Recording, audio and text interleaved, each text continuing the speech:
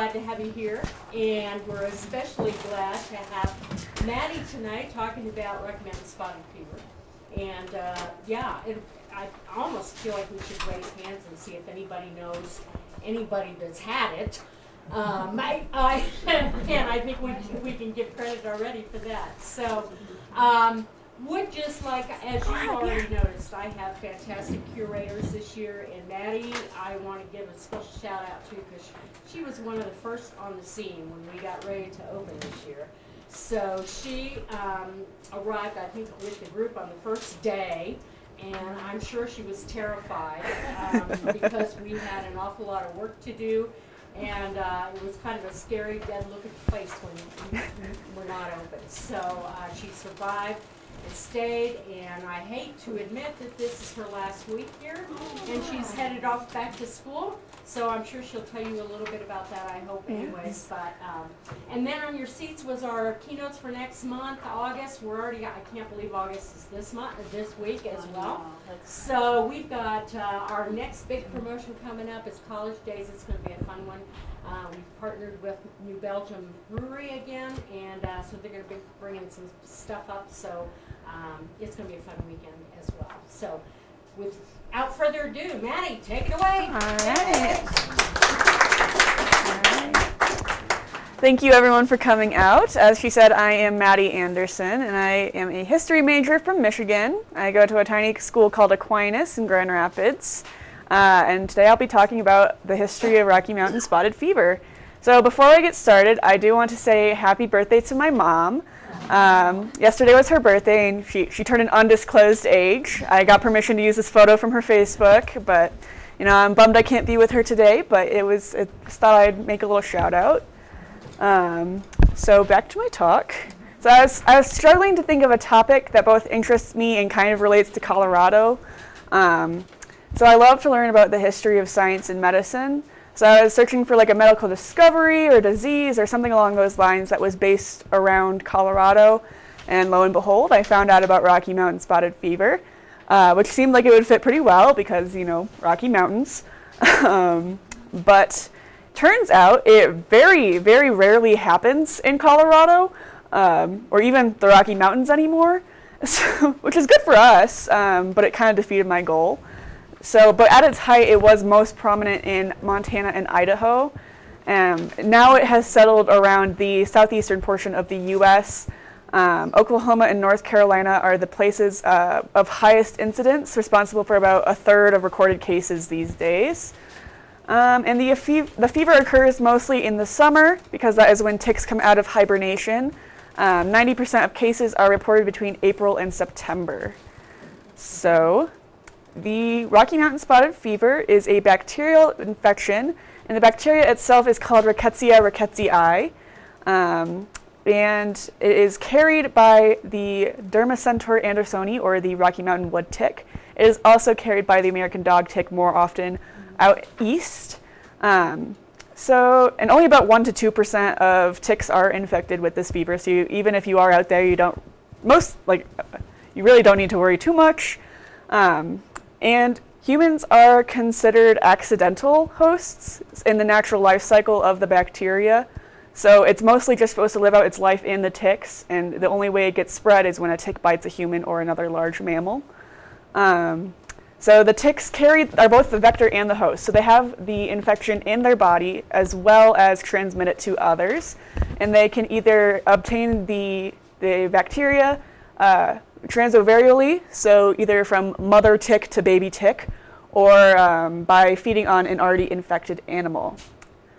And the fun fact, the bacteria doesn't harm the tick at all. I was just going to ask that. Yeah, it does. So it just lives there naturally, and that's why it's not really meant to be. That's why we're accidental hosts. It's like it doesn't affect the tick at all. It just kind of hangs out there.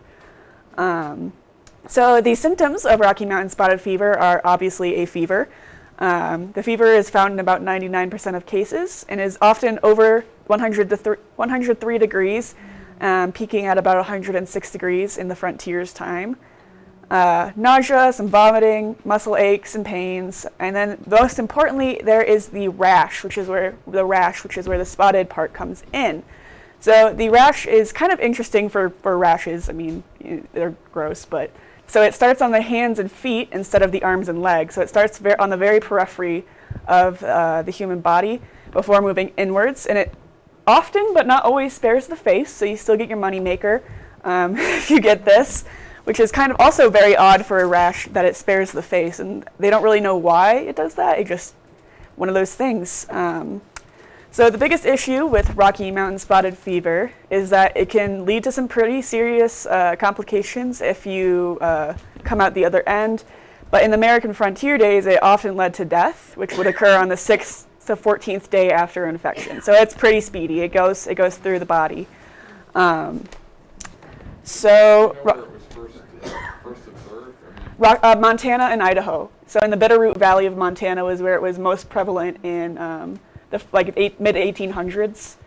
Are they the first documented cases ever in the whole world? By white settlers, yeah. So the indigenous people of the area knew about it, and so they kind of told the white settlers, like, hey, you probably don't want to go there. Like, sometimes people go up in the mountains, and they come back and they die. And they're like, you don't know what you're talking about. So they moved there anyway. Yeah, so did the ticks just migrate to North Carolina? Is that how it changed?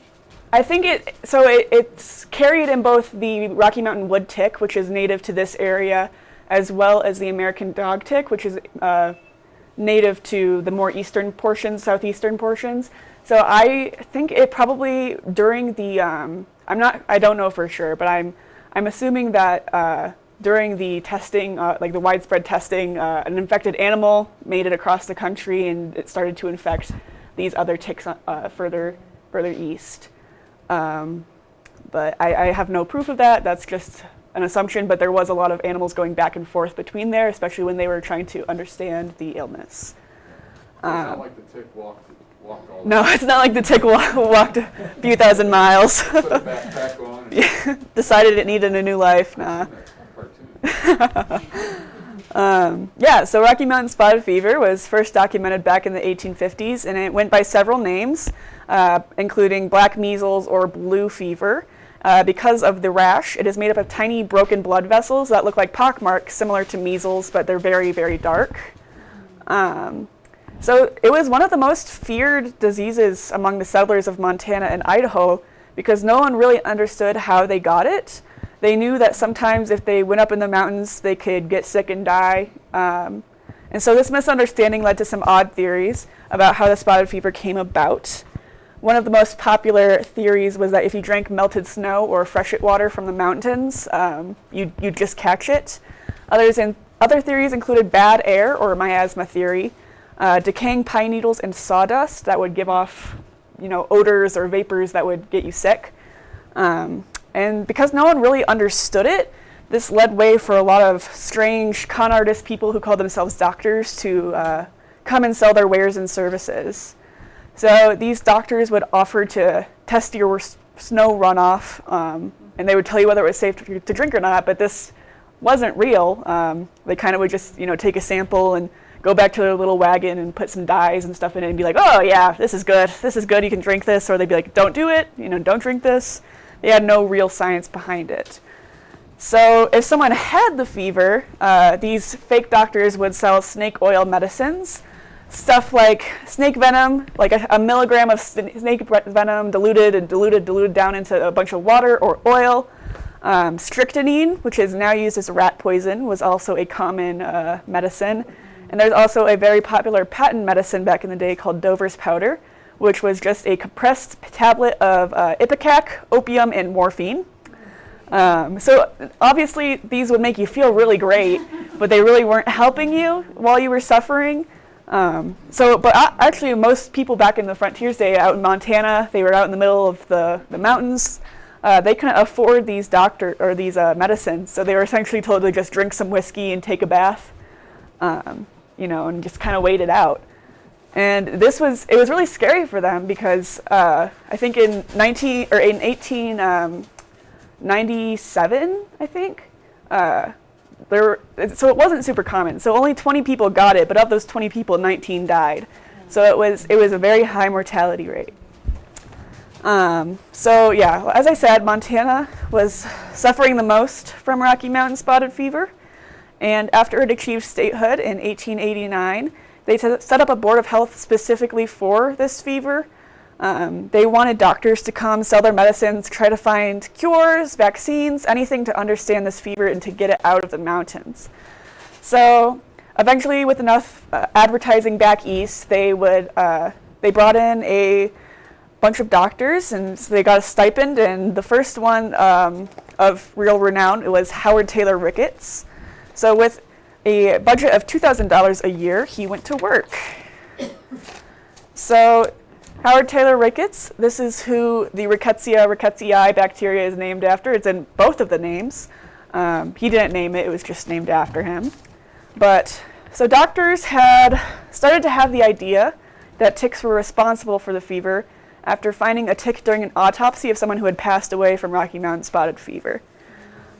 So Dr. Ricketts heard the story of the tick and began to investigate.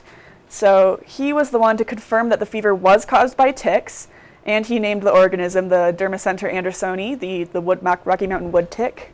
And then he left. He had requested money to continue his search for Rocky Mountain spotted fever, but because he was out in Montana, he only had horse and buggies to bring the money out to him from the east. Money got delayed, and he accepted another job in Mexico, and he went to study typhus, which is another tick-infected disease. And later he would actually pass away from typhus in Mexico. Yeah, so the next doctor to come in was named Clarence Birdseye, and he recorded the life cycle of these ticks. He collected 717 small mammals and 4,500 ticks to study. So he'd bag and tag them, he'd follow the life cycle, he'd follow the cycle of the illness itself, and then eventually he also moved away, and he went on to develop the concept of frozen foods. So if you are familiar with the Birdseye brand of frozen vegetables, frozen peas and carrots, that was him. He was the guy who came up with that in the West. Yeah. So that's kind of just a little side note in his life, was that he went to Montana and then he went on to become the frozen food, king. Yeah. So once it was recognized that ticks were the problem, then came in the entomologists, who are bug scientists, and they took over and decided that they needed to control the tick population because there was still no treatment, no cure, no vaccine. So the only real option they could think of was just getting rid of the ticks altogether. So they started a tick eradication program. And so they started by putting out poison grain for the small mammals out in the mountains, which, I mean, if you think about it, was very bad for the ecosystem. They're taking out rabbits, prairie dogs, all these small mammals. And then after a while, that would hurt the ticks in the nymph phase, because that's when they feast on smaller animals. And then to kind of take out the adult ticks, they started a cattle dipping program. So they asked all the cattle ranchers in the area to bring their herds to a cattle dipping vat. And there they would dip cows into giant vats of arsenic solution. So naturally the cattle ranchers did not like this. They'd have to come a long way with their cows. And it took a while for them to find the right arsenic solution. So it never killed any cows or anything, but it wasn't very pleasant. They'd get chemical burns and stuff, and it wasn't good for the humans working there either. But these cattle dipping vats and the Board of Entomology was backed by the federal government and the state of Montana, so there weren't really many options. But the cattle ranchers fought back, and they started protesting. They blew up one cattle dipping vat with dynamite, and another one was just completely destroyed with sledgehammers and farming tools. So there's this constant headbutting between the scientists and the locals, who, in all fairness, they didn't really understand what was going on. There were these strange scientists making them dip their cows in this arsenic solution, killing their ticks, killing their small animals, and there was still no treatment, so it seemed like this wasn't really going anywhere. So, why wouldn't they just keep taking their Dover powders, their opium and morphine mixture, which made them feel great. But once it became common knowledge that ticks were the bad guys, locals started carrying carbolic acid, which is just a strong corrosive acid, also called phenol.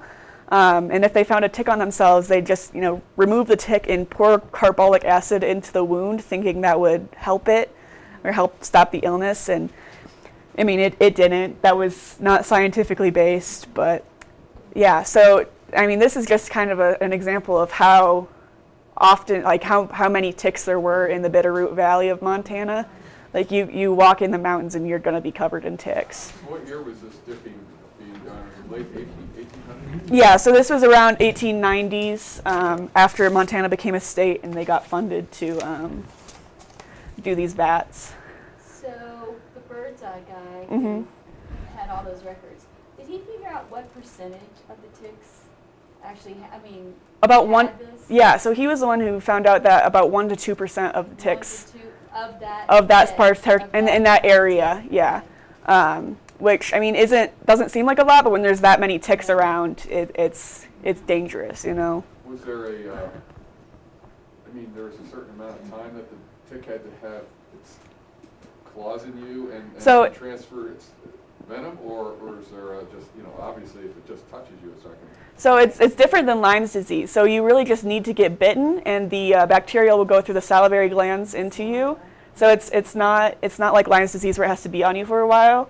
Like you. As soon as it tries to It, suck your blood. yeah, as soon as it makes an effort to feed, like once you get bit, you can pretty much have it. Yeah. So it was bacterial, so they didn't have antibiotics. They didn't even know... No, they didn't have antibiotics. I forget when that was invented, the 1920s or something? Antibiotics. Yeah. They became used in for the masses in about after World War II, so like 1948. Yeah. So they were used for the soldiers, but they weren't commercially available until 1948. Yeah. So. Out of luck. Yeah. So the U.S. Public Health Service sent Assistant Surgeon Dr. Spencer, where he met Dr. Roscoe from the Board of Entomology, and they decided that they needed to make a vaccine. So instead of dipping cows to kill ticks, why didn't they just find a way to prevent the illness altogether? So they started researching and collecting wood ticks in their lab, which was essentially a tent in the mountains. And eventually they did graduate to a schoolhouse, an abandoned schoolhouse that was just left in Montana, that's where they did most of their work over the two and a half years that they were studying. And here they collected thousands of ticks and experimented on how the fever spread from ticks to the subject. And so they would they bagged and tagged thousands upon thousands of ticks, and they'd keep them in pillboxes in a freezer. And they would, in order to test how it worked, they would strap ticks to like a test animal, like a rodent of some sort, and wait a few weeks. And it was a process. It would take 2 to 3 weeks before the animal would pass away or become, show symptoms. So out of laziness, Dr. Roscoe Parker mashed up the ticks and just either fed them to the rodents or injected them. Yeah. And this made it, it was much quicker. They were able to see the results in much faster time. And this also led to the discovery that ticks were only spreading Rocky Mountain spotted fever if they had previously fed on blood. So after they had woken up from hibernation or when they were young, it lay dormant, and once they had had a first blood meal, then the bacteria became active again. So unfed ticks did not harm the rodents. And this method of testing reminded Dr. Spencer of an experiment that H.T. Ricketts, the guy from earlier, an experiment he had done in Mexico, which was mashing up typhus-infected ticks, mixing it with chloroform to minimize the bacteria, and using that to immunize a test animal. So that, unfortunately, before the results came out for that experiment, Howard Taylor Ricketts had passed away from typhus, so it was never really known how that had worked out. So Spencer had heard of this experiment, and he decided to try it out himself. So he mashed up enough ticks to kill 350 men, mixed it up with some carbolic acid, that same acid from before that they poured on their wounds, and he injected a guinea pig, and then he waited a week and strapped an infected tick to the guinea pig, and it never got sick. So essentially that guinea pig was immunized after being exposed to a weakened strain of the Rickettsia bacteria. So normally at this stage, they would test the vaccine on a non-human primate, like an ape or a chimp, but because funds were low, they weren't able to obtain a primate out in Montana. And so on May 19th, 1924, after 2.5 years of research, Dr. Spencer rolled up his sleeve and gave himself a vaccine of mashed up ticks and acid. And it worked. He waited 2 weeks for any signs of illness before letting an infected tick feed on him. And he never got sick. He never got the Rocky Mountain spotted fever. So as gross and poor, like archaic as it seems, it did work. And even if it didn't completely prevent illness in cases of Rocky Mountain spotted fever, it did severely minimize the effects and decrease the mortality rate. So What's the mortality rate? about 90% for those who got it, yeah. Yeah. Like it didn't happen very often. There were some years there were only 5 cases, some years there were like 20 cases, but it was still just very, very deadly. Even with the opium elixir, huh? Yeah, I know. You'd think it'd help, but not always. How much the mortality rate went down? So after the vaccine, it went down to about 30%, so still not great, but a lot better than it was. And then after antibiotics, it went down even more. So they had this vaccine. The schoolhouse lab started producing these vaccines to give to local Montanans for free. Unfortunately, because they were limited in such a small space, they were only able to make about 25 vaccines for all of these people. So they decided that they needed to have a lab. So the local doctors and scientists of the area, like family physicians and whatnot, kind of realized like maybe these guys aren't so bad.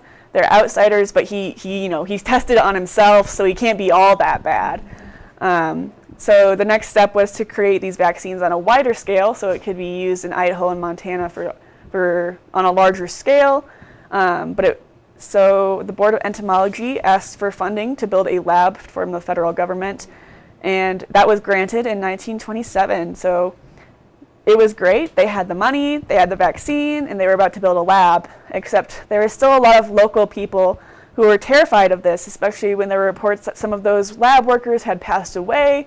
There were reports from janitors that the schoolhouse lab had animals running around, ticks climbing the walls. Like it was definitely a biohazard because there weren't regulations, the same regulations today or back then as there are today.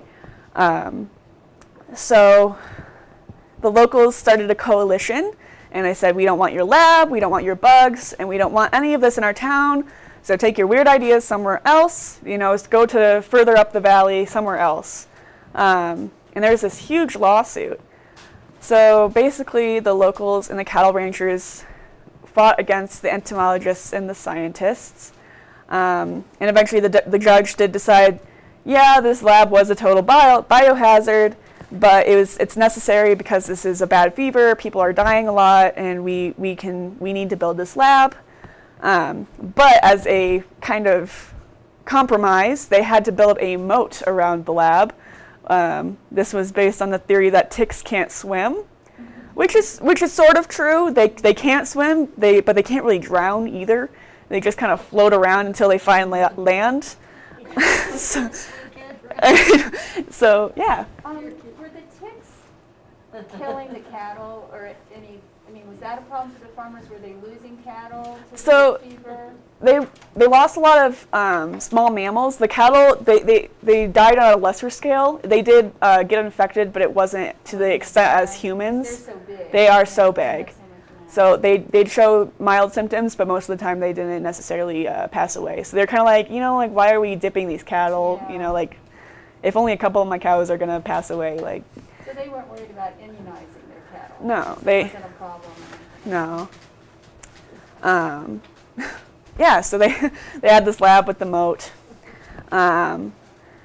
And so for many years, they produced these mashed up tick vaccines.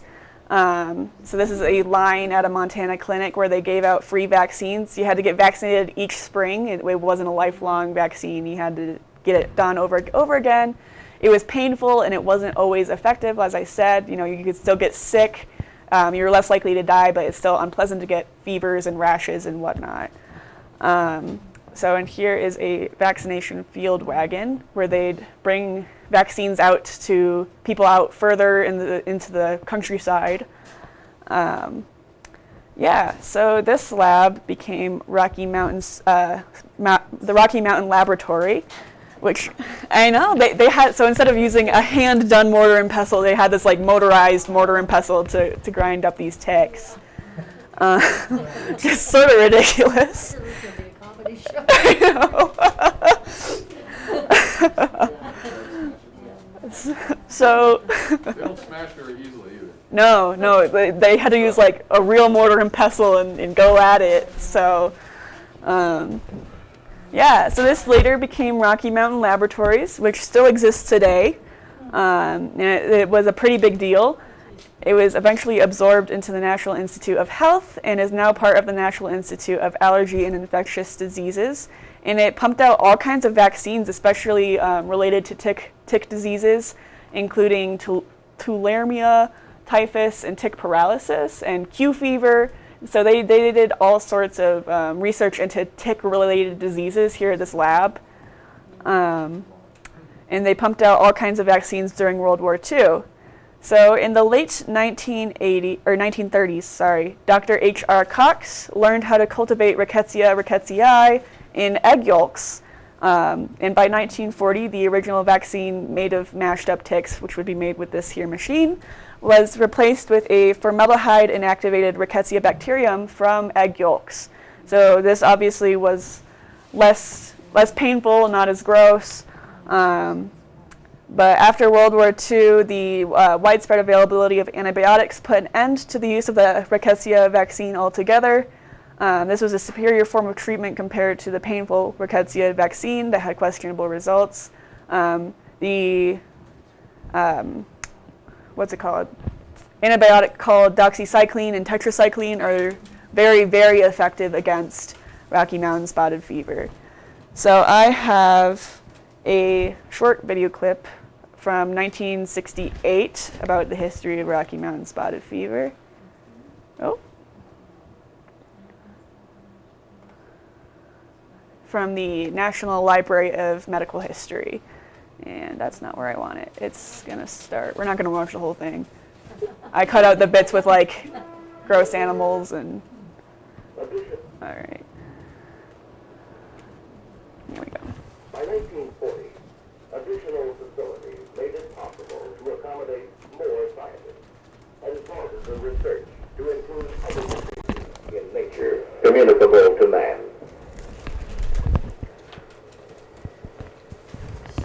So this is in Rocky Mountain Labs, circa 1968. Which is what town? 68.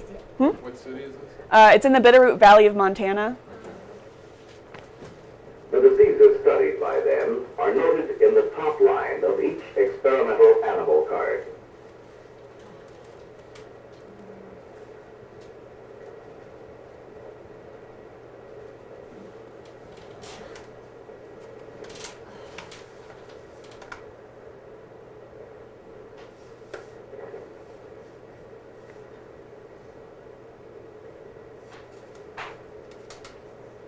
So they did a lot here at this lab related to tick-infected diseases. And here's the egg inoculation process. Another milestone in the expanding struggle against spotted fever was Dr. H.R. Cox's first time culturing of Rickettsii in embryonic egg tissue. Rickettsii could now be produced more efficiently, and it eliminated the stray tick hazard. Eggs containing 8-day embryos were inoculated with spotted fever and incubated further.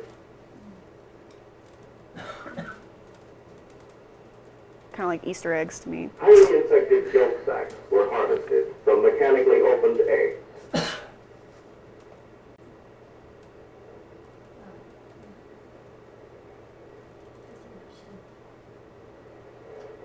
That's kind of gross, but. Oof.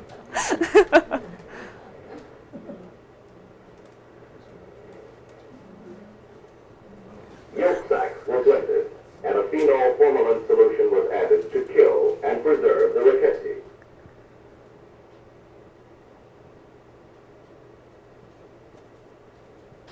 And fats were extracted with ether.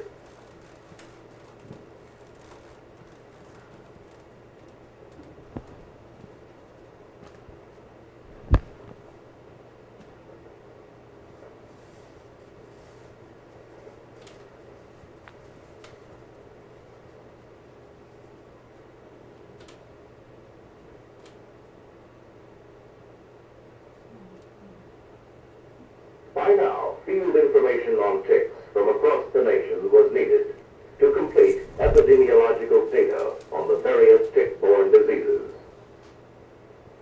The entomologists found many species, some in the ground, This is when I think that it got spread over to the east, is when they were doing field tests across the country. some on trees, and in the jungle as well as in the desert. Information on their taxonomic determination, disease transmission potential, and distribution were essential.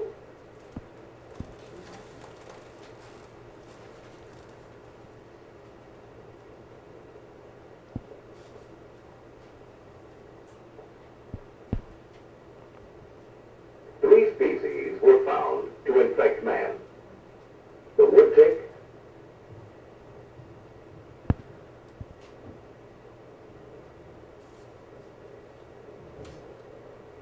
the dog tick, Yeah.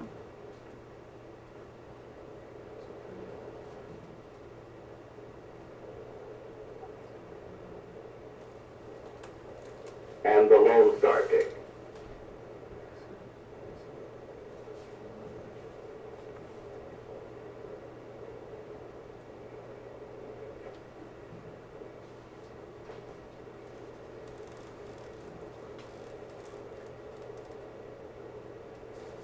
Spotted fever is still an ever-present danger to those who live in or visit wood tick-infested areas.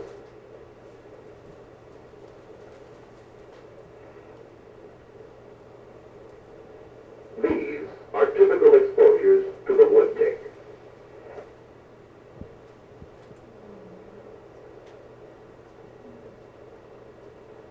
Exposure to the dog tick could, of course, take place in the home. The time of greatest exposure to the tick is in the spring and early summer. Oh, That this tick is infected. all right. I don't know how squeamish y'all are. There's more, but it shows a lot of ticks. I don't know if y'all. Yeah. So how many cases nowadays?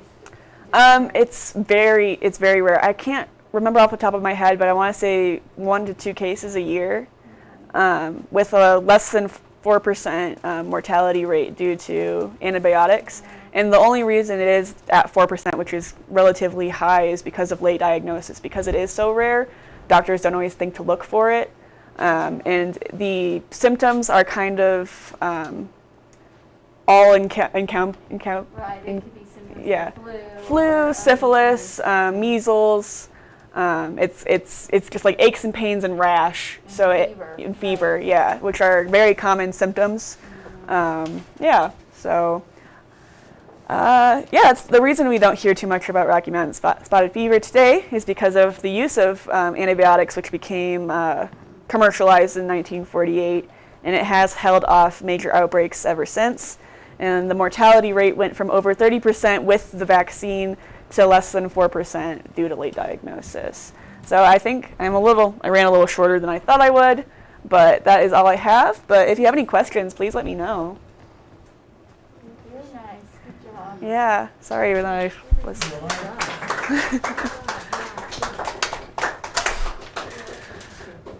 mean, we were hiking in the 70s, Mm-hmm. and my wife had a tick in her leg that was almost buried. Oof. But we used a match and backed him out. No effect. Yeah, while I was researching this a few weeks ago, I got bit by a tick, and I was just like, oh my God. Like I've been paranoid all summer while researching this, and I was like, this is it, you know. I know but then I looked it up. There's been I think no cases of Lyme disease in Colorado, and Rocky Mountain spotted fever very rarely happens in Colorado, so I was like, okay, I'm fine. But it was very scary for a couple of minutes there, yeah. You got bit by one? Yeah, just a couple weeks ago on my leg, but And how'd you get it? it had just bit me, so I just kind of like popped it off. But yeah. So Oh, wow. yeah, So I've heard the match trick, what you were saying, on the match. I mean, I don't know. We were told that if we're able to back them out. Yeah, that's what I was heard too. yeah, and I know they have special tools now that like kind of twist them out. Yeah, but You said to check your body after you come in from a hike. yes, definitely. So earlier there was a picture of how they collected them, which was with these big flags, and they just kind of, it was called flagging. They just rub them across the like the Rockies and the underbrush, which is where they spend most of their time. And there was earlier in that video, there is a picture, like a video of the them taking the ticks off the sheet, and it's ridiculous. So, you know, it's kind of crazy to think, you know, that they were killing all these small mammals and, you know, dipping these cows in arsenic, but then you also look at just how many ticks there were. It was, you know, it's kind of just trying to find that balance. So, yeah. Very interesting. So, Do ticks have any virtuous properties? I mean, I hear all these diseases. I know. Lyme and about 10 other ones I didn't even know about till I got here. they feed birds. At least for Really? food, Do right? birds Yeah. eat Yeah, birds eat ticks. Okay. Yeah. Yeah, especially if they're like on cows or something. I've seen pictures like of like a bird on a cow's back, like part of the ecosystem, just feeding the birds. But yeah, I don't think there's any redeeming qualities to ticks. Same thing with mosquitoes in my mind, but you know, part of the ecosystem. But yeah. All right. Well, I think that's about it. The first time I got bit by a Well, wasp. thank you. Oh wow. Very interesting. Yeah. Yes, thank you. Yeah, no problem. I hope that kind of helped clear things up a little bit. Yeah. I'm guessing they just didn't recognize it. Yeah, And probably the parents didn't recognize it soon enough, because I know she went to the hospital. But Yeah. by then it might have been just too late.